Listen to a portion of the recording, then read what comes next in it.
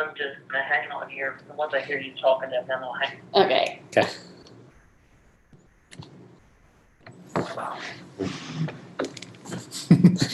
That sun is bright. Hey, there you are. Oh, good. All right. Cool. Okay, bye. All right. Greetings, everybody in YouTube land.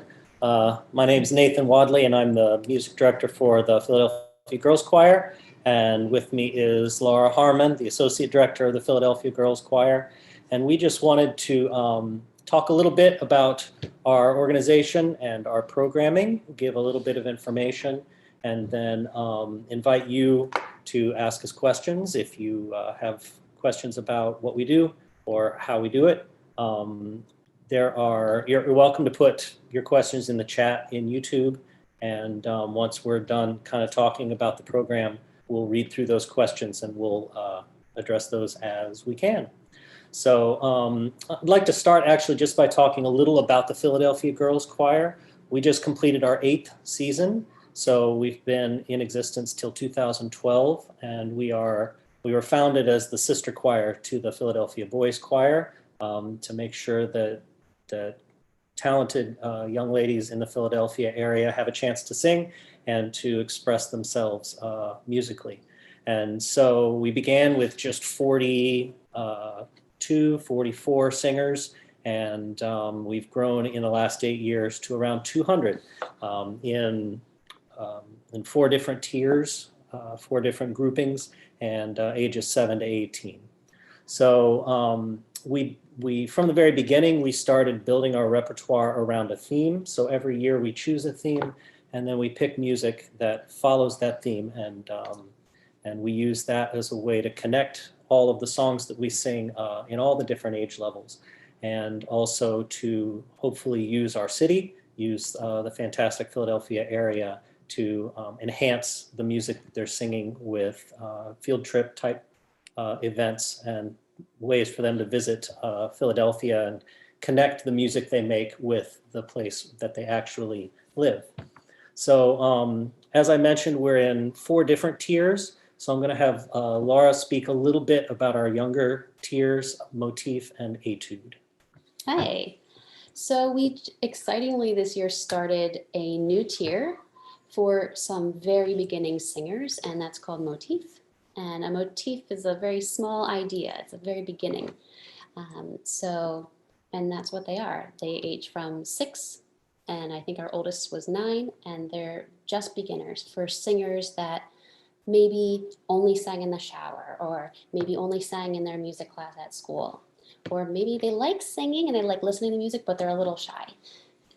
So we have Motif as a way for them to learn very basics of singing, posture, vowels, articulation, folk songs, as well as songs in other languages that are folk songs. We've done for Motif a lot of group work, basic music theory, some canons. So we're working on like 2-part music, but with songs that are easy for them to do, as well as some partner songs. And mostly Motif is about building self-confidence in singing and building the ensemble.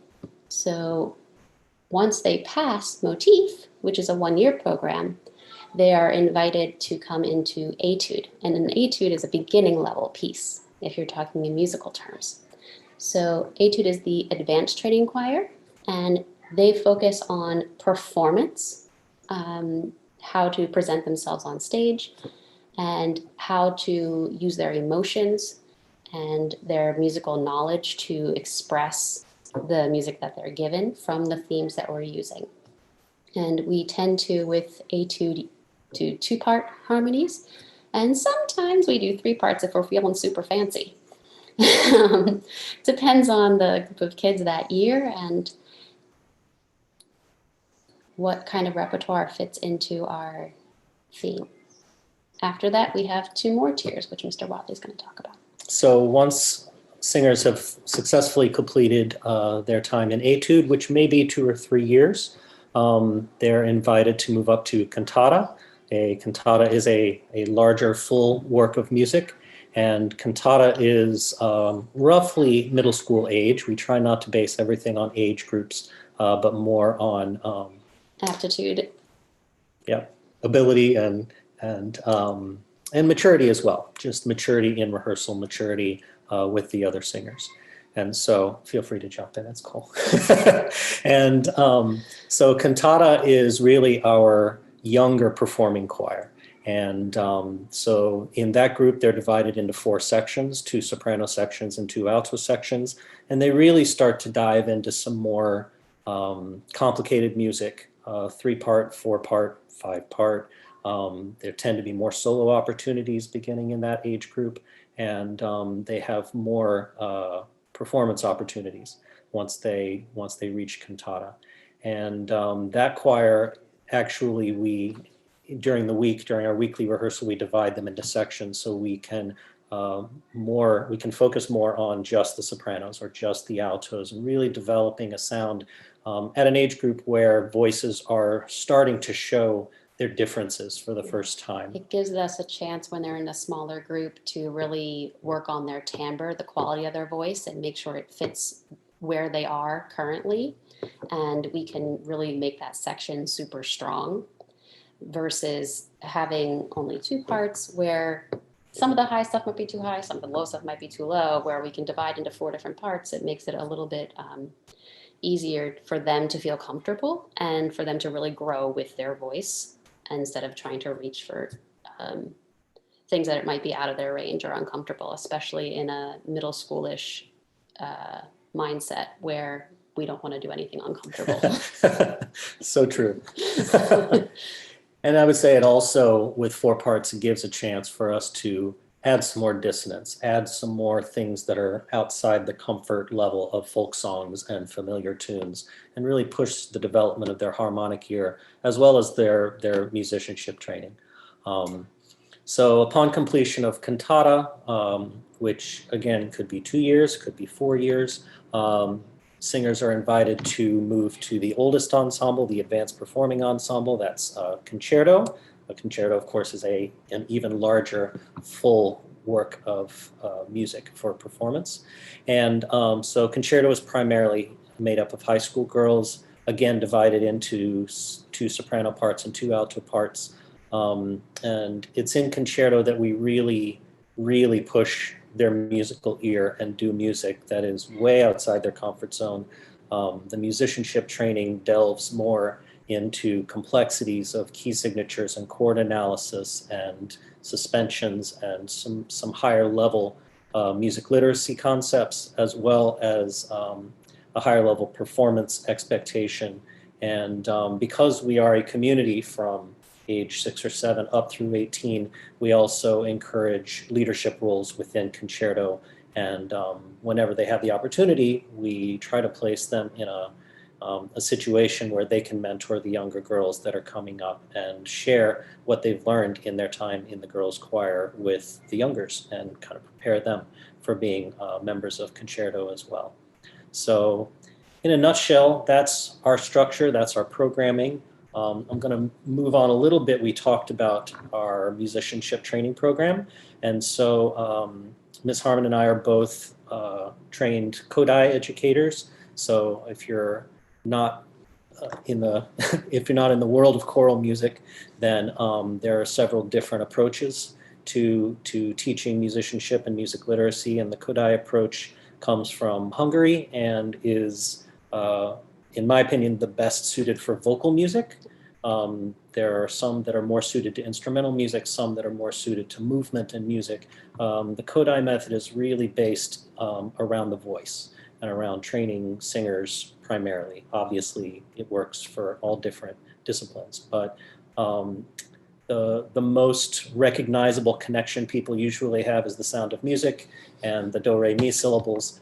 That's kind of what gets associated with the Kodály method, but that's really just one of many tools utilized by Kodály educators. And the system is designed to start at a very young age, even younger than we start, and to provide a language to communicate music, to communicate the pitches and how they relate to each other. And so we do use the do, re, mi syllables. We use the hand signs that go along with those. rhythm syllables, and then also the structure of preparing lessons in a way that reinforces those skills as you're teaching new skills. And so ultimately the goal is to have advanced musicians by the time they graduate. So for those that go into college as music majors, or even go into college and want to do music as a hobby, that they've learned this skill that will follow them throughout their lives and be able to participate in a meaningful way in music ensembles and groups.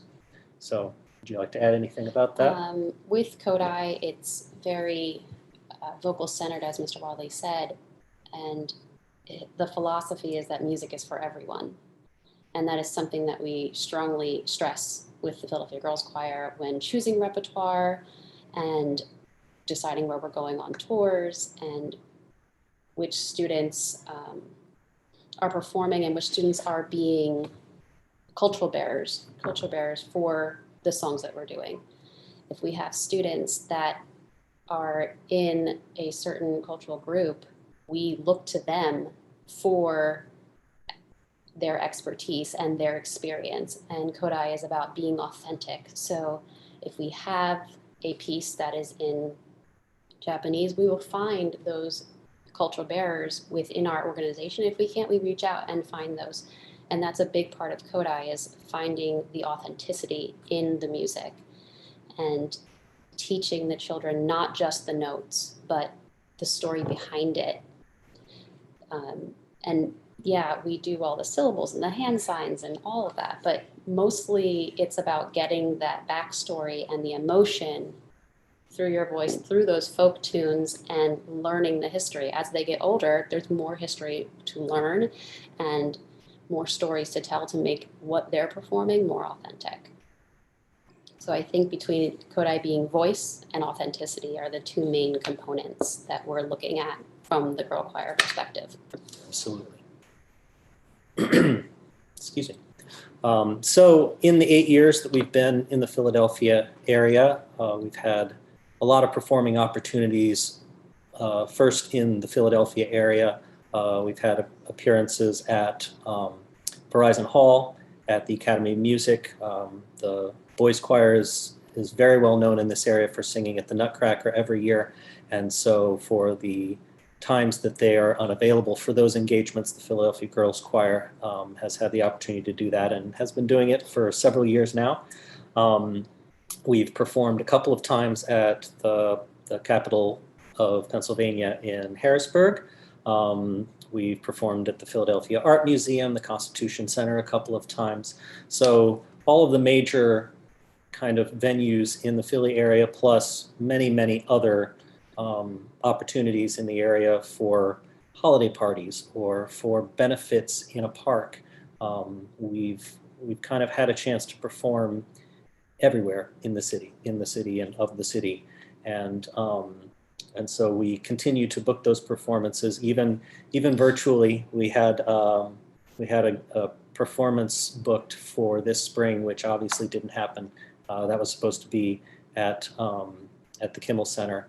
And so they've decided to do a virtual presentation of their show and have asked us to continue participating. So we're providing a virtual performance for that. So even in quarantine, we're able to perform in the Philadelphia area and make sure our girls' voices are heard.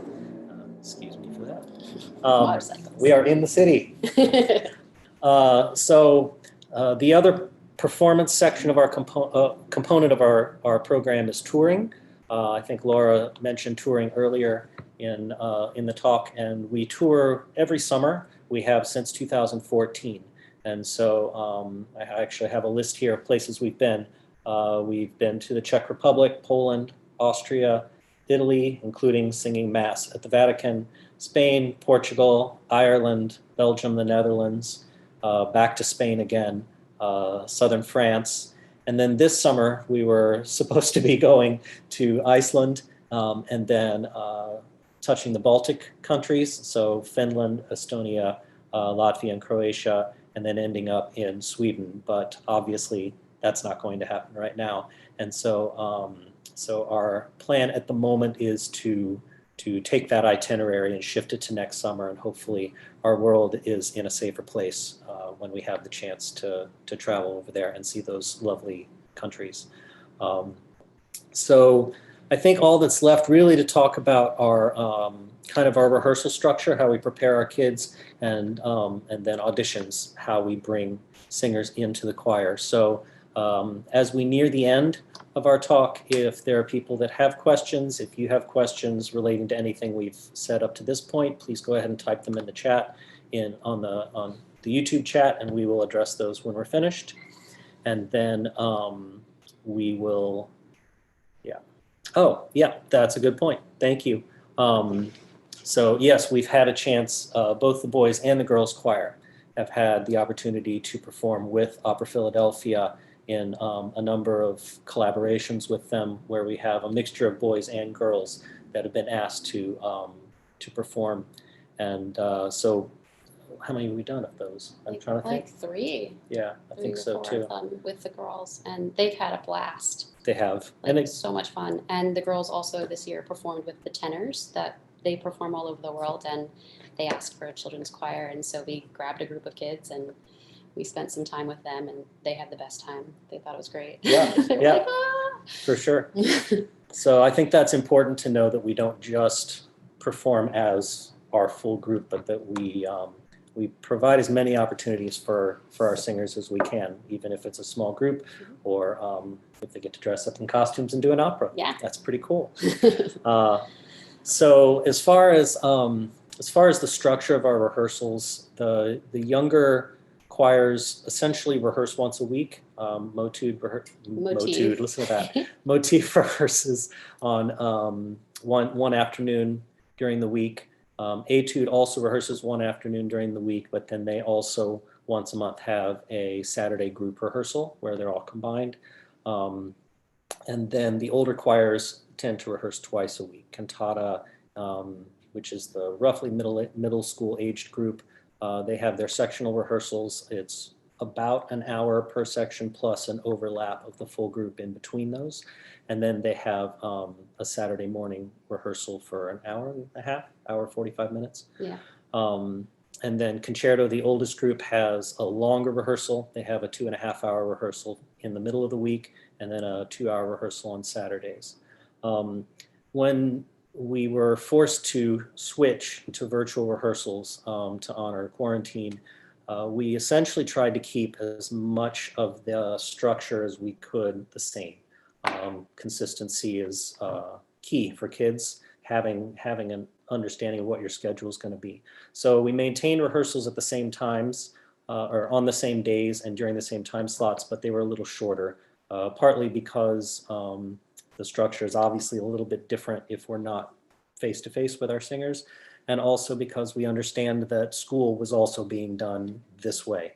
And to have kids expected to sit in front of their screen all day and then to put them in front of their screen for another 2 hours at night wasn't going to be conducive to their mental health or ours. And so we had shortened rehearsals where we focused on very specific repertoire and very specific skills that we felt translated well through the screen, and shortened the rehearsals, but still were able to get an incredible amount done, still teach new music, and ultimately put our foot into the virtual choir world and come up with some virtual performances, which if you're on our YouTube channel, you can see the first 2 finished ones, and we actually have several more that we're still working on the editing for, so they should be coming out throughout the summer. Yeah, we'll also be having a virtual concert on the 25th of August, and that will be done live through YouTube as well, so you can see all of the projects. So from here on out, it's just going to be teasers, and That's then right. if you tune in on the 25th of August, you can see the entire set of what we were going to do for our live spring concert. Yeah, absolutely. And then we'll talk a little about auditions. Do you want to talk about auditions? Yeah. So auditions usually are done in person. When they're done in person, there's a pre-screening at a bunch of different elementary and middle schools. But when that can't happen, we're asking right now for you to send in a video of yourself singing. There's specifics on the website of what we'd like you to sing, so we can kind of get a good idea of what's going on. And then we invite you to a callback audition where myself or Mr. Wadley, we go through some scales, we do a little imitation back and forth, and sometimes a little sight reading for our older friends, and see how your voice would fit best and where it would fit best in the choir. After that, we send information within 5 days with yes, waitlist in case there's too many people, and try again. And it's always important to try again because you're not always going to make it the first time to get into anything. Yeah. That's a big thing with actors and singers. It's 99% sad and then yay. So even if you get a try again, we do hope you try again. We've had students do that and come in even a few months, 6 months later and just like blow us out of the water. And it's been like amazing to see their growth. Trying to think of anything else. I think it's important to say that our virtual auditions really are just a mirror of our in-person auditions. So the video submission is essentially, I know some of our girls have had Mr. Smith from the Philly Boys Choir, or occasionally one of us, even though we're both teachers, occasionally one of us is available to do auditions in a school setting, and that's really kind of the video submission. It's really just sing a song for me and let me hear just the basics of your voice. And then the Zoom audition would be the callback, and that's essentially where we would invite you to our building to sing for us in person. And we've tried to carry as much of that authentic audition experience into the Zoom world as we can. And so really what you're experiencing virtually is what you would experience in person if we were able to do auditions in person. So that we maintain that consistency, not only for the kids that have auditioned before quarantine versus those now, but also just to maintain the same expectations and the same quality that we look for in our singers. Make sure that doesn't, there's no sacrifice in what we're looking for. So yes. Auditions are open and they are rolling through the summer months. We know that there's a lot of singers that are not getting to go to summer camp and not getting to do the sports that they would normally be doing. So that gives us time to do those auditions. It gives you time to make those audition tapes. And once the audition process has been gone through, we have a choral retreat in August. In the past, it's been in person, but for this August, we're going to be doing it virtually in order to stay within CDC guidelines. And that's 3 days where they'll get to meet the other students that are new or students that have been promoted into the next level choir. We will go over core repertoire, songs that we kind of just have to have in our back pocket, and get all of our terminology, and for this particular choral retreat, all of our technology in sync and together, and making sure the students know how to log into certain things and making sure that they have access to everything they need to access. Right. Look at questions. So at this point, we're happy to take questions if anybody has any. I know there's a little bit of a delay, so we're not done talking on YouTube yet, but we're done talking here. So we'll just wait for a minute. I will say, as people are generating questions, that for this summer, we also, if you visit our website, we have summer offerings. There are 3 summer camps that we run typically in the summer, and we are still holding those. Those are being held virtually as well. So if you have somebody who likes to sing, or even somebody who you think maybe would benefit from experiencing, even as a first-time singer, experiencing some music education, some vocal education, there's an opera camp, and there's a choral camp, and there's a musical theater camp. And so they kind of hit the 3 larger balloons of vocal music. So and those are co-ed as well. So there's singers from the boys choir and singers from the girls choir, as well as outside singers that attend those camps. Exactly. Yeah. The website for the auditions is phillygirlschoir.org/auditions. Auditions. Yeah. So our homepage is just phillygirlschoir.org, Philly, Philly. So phillygirlschoir.org. There is an auditions tab as well as other tabs, and the auditions tab will take you there, or you can just type auditions at the end of our URL, and that'll take you straight there. Also, if you're watching our YouTube videos, our links are at the end of each of our videos as well. So if you're wanting to share information with other people that maybe have singers that would like to audition for us or learn more about us, our contact information is at the end of each of our videos. So, not seeing any other questions. We just must have been really good at We must have just been answering really everything. good. So I suppose we'll sign off. If you have additional questions, you're welcome to contact us through our website. We're happy to get back to you.